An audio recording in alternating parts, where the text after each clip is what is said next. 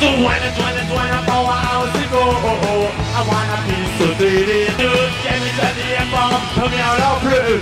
Hurry, hurry, hurry. Alright, go inside. So when it's 4 hours ago, I want a piece of it. Dude, get me to the bomb, put me out of blue.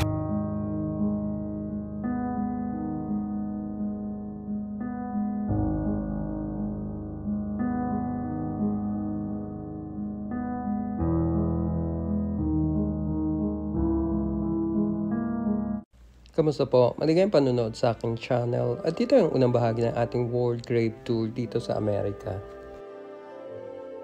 Sa yugtong ito, tayo naglakbay sa bansang tinaguriang The Land of Opportunity, ang United States of America, upang maganap ng mga kilalang individual gaya ng mga dating artist at recording artists na nakalibing dito sa Mount Zion Cemetery sa suburb ng Lyndhurst sa Garden State ng New Jersey.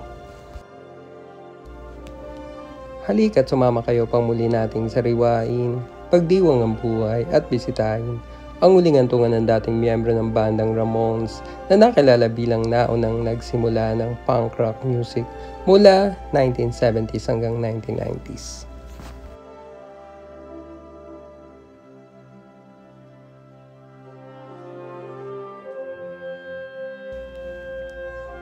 Matatagpuan sa Lyndhurst sa suburb ng New Jersey ay ang Mount Zion Jewish Cemetery kung saan nakalibing ang veteranong musician na si Joey Ramone. Si Joey Ramone o Jeffrey Ross Hyman sa tunay na buhay ay sinilang sa Queens, New York noong 19 ng Mayo taong 1951. Siya ay isang Amerikanong musician na dating miyembro ng bandang Ramones na tinaguri ang nagpasimula ng punk music noong gitnang bahagi ng 1970s. Taong 1974 nang itinatag ang bandang Ramone nina Joey bilang lead vocalist, si Johnny sa guitars, Didi sa bass at vocals at si Tommy sa drums. Ang banda ay nakapag-concert ng mahigit 2,000 beses sa kanilang non-stop tour sa loob ng 22 years. Noong Pebrero taong 1976, ang Ramones ay naglabas ng kanilang kauna-unahang album na pinamagatang Ramones. Ang banda ay nakapaglabas pa ng 13 albums mula taong 1977 hanggang 1995. Kabilang dito ay ang mga kantang You're Gonna Key That Girl sa 1977 album na Leave Home. Standing after all of the fear.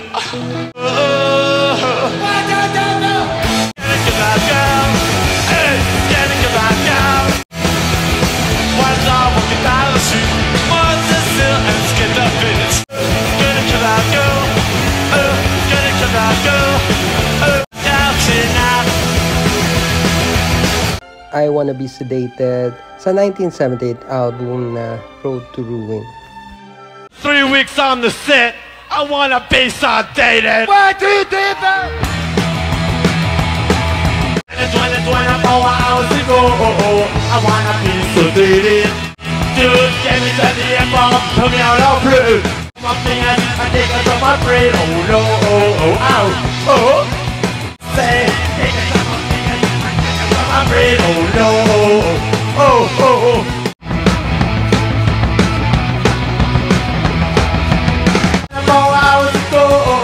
I wanna be sedated.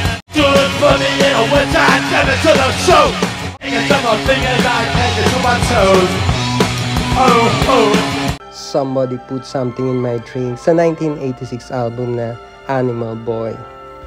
Taong 1995 nang ang banda ay naglabas ng isa sa kanilang mga huling albums na Adios Amigos kasama ang kantang Life's a Gas.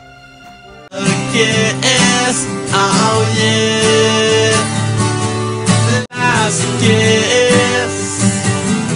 So don't be sad, 'cause I'll be there.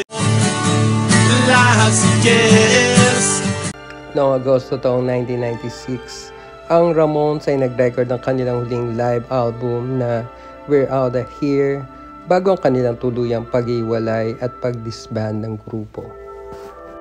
Noong Hulyo taong 1999, ang Ramones ay muling nagsama-sama sa uling pagkakataon para sa isang autograph signing ng kanilang compilation CD na Ramones Anthology sa Virgin Megastore sa New York.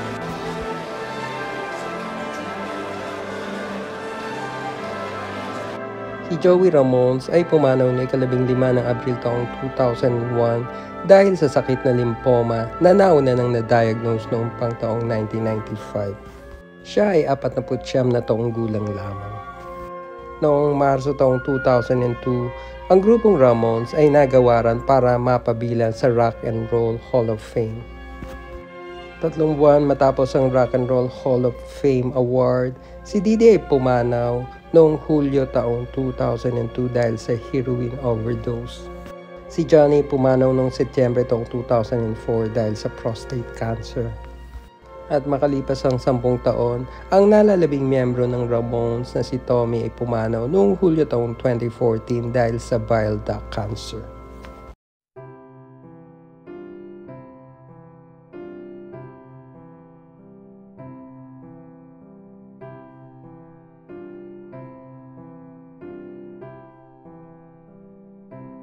Sa mga susunod na ito, pagpapatuloy natin ang pagbisita sa huling hantungan ng iba pang mga kilalang individual dito sa Amerika.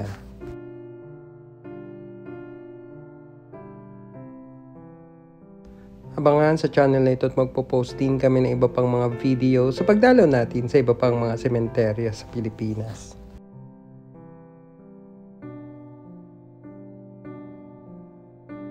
Salamat sa panonood at patuloy na pagsuporta. Maaari lamang na mag-subscribe kung gusto niyo ang channel na ito. Magkita-kita tayo sa ating susunod pang mga pagbisita sa mga namayapang sikat at iba pang personalidad.